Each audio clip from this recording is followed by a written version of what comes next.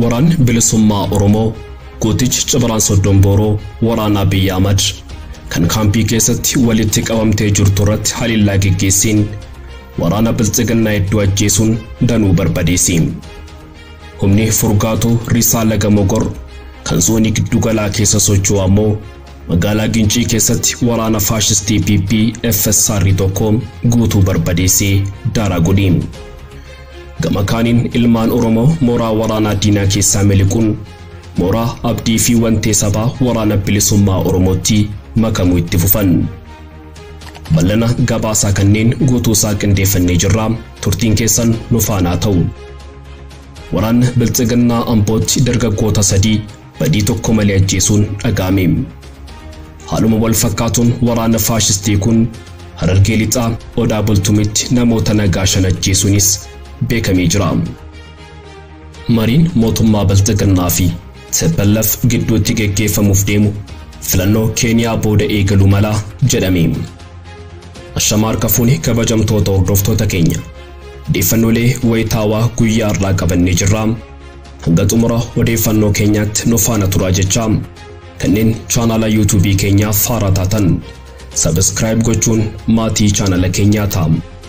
Odeeffannooleen wayitaawaa biyya keenyaa saffisaan akka isin qaqqabuuf qophii keenya like gochuun akkasumas share gochuun hiriyoota keessaniif qooduun nu faana turaa. Qophii keenya irratti yaada qabdan ammoo koomentii keessatti barreessuun nuuf qoodaa. Odeeffannoo keenya guyyaa har'aa waliin turtii gaarii.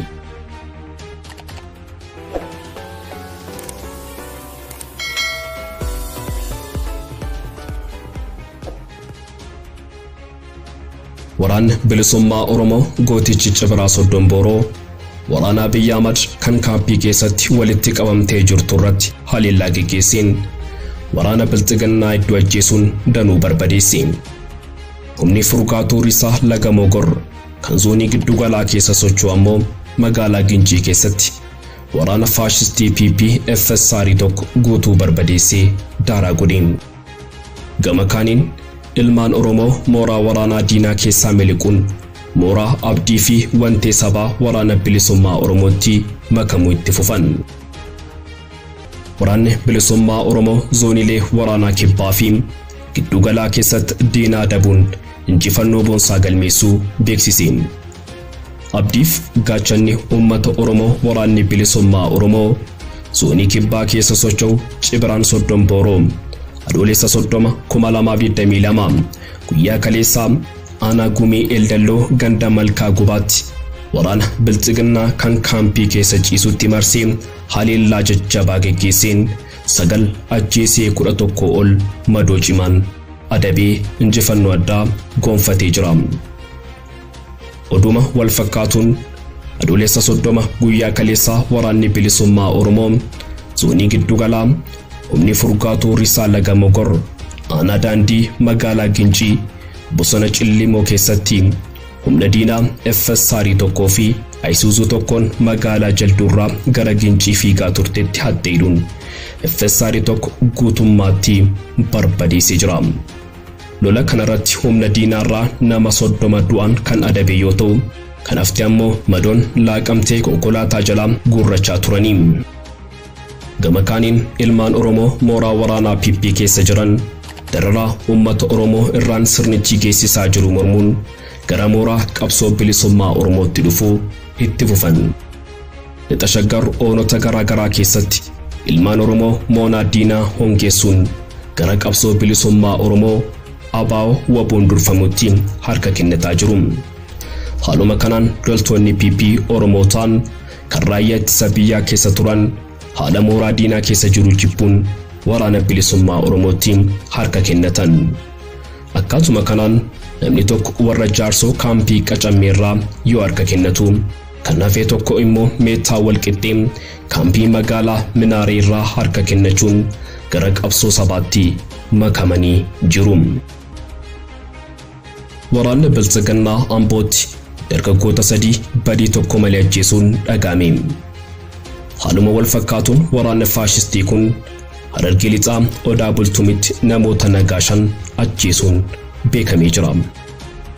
Godina Shawaa Lixaa aanaa Amboo ganda Waddeessaa keessa waraanni faashistii bilxiginnaa dargaggoota sadii shaamballi Shumii, Araarsaa Diimaa fi Waaquma Hirbaasaa jedhaman qabuun ganduma sana bakka Tulluu Magaaloo jedhamutti ajjeesuu maddeen himan.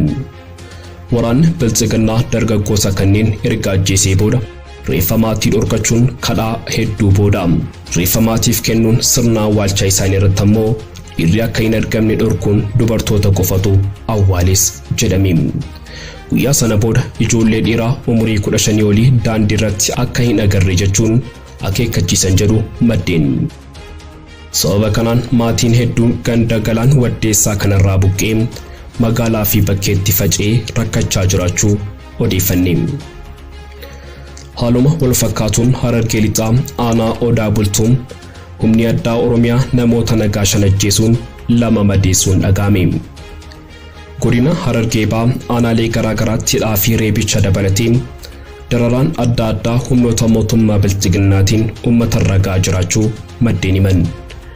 Ajjeechaa aanaa Odaa Bultuun Araddaa 26 keessatti humni addaa Oromiyaa raawwate waliin wal qabatee haalli naannicha jiru akkaan hammaataa ta'uu himu jiraattonni. Akka jiraattonni yaada isaanii kennan himanitti namoonni ajjeefaman 5 fi madaan 2 kunneen yakka homaatu kan hin qabne namoota nagaa ta'uu dubbatu. Araddoota aanichaa keessaa tokko kan taate Araddaa 26 keessatti guyyuma sanbataa wal dhibdeen namoota dhuunfaa 2 gidduutti uumamuun isaan keessaa inni tokko lubbuun dabruu kan himan jiraattonni.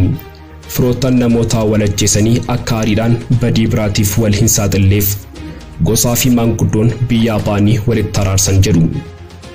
Sana booda humnoonni addaa Oromiyaa bakka gaddaatti dhukaasa bananiin namoonni nagaa ajjeefamuu himanii jiru. Maqaan namoota ajjeefamanii Muhammad Ali Sadiqoo, Ali Muhammad Addaayyuu, Aisha Ibrahim Adam, Dubaay Usman Hassanii fi Gamteessaa Ali Muhammad kanneen jedhaman ta'uu jiraattonni himanii jiru.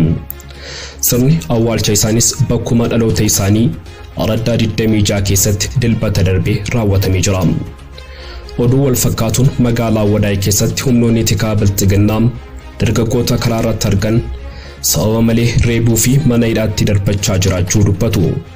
Gochaan kun duraanis turuu fi keessumaa torbee lamaas akkaan hammaatee jiraachuu himanii jiru.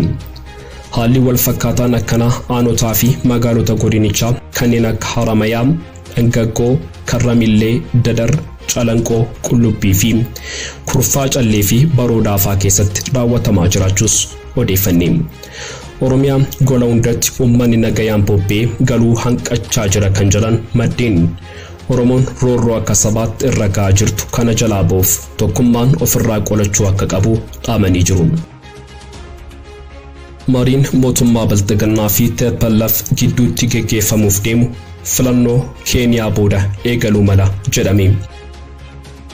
Marii araaraa mootummaa Itoophiyaa fi humnoota Tigraay gidduutti geggeeffamu filannoo Keeniyaatiin booda eegalamuu danda'a jechuun akka abdatan qondaalli siyaasaa Ameerikaa olaanoon takka dubbachuu maddi oduu Faransaay AFP'n gabaase.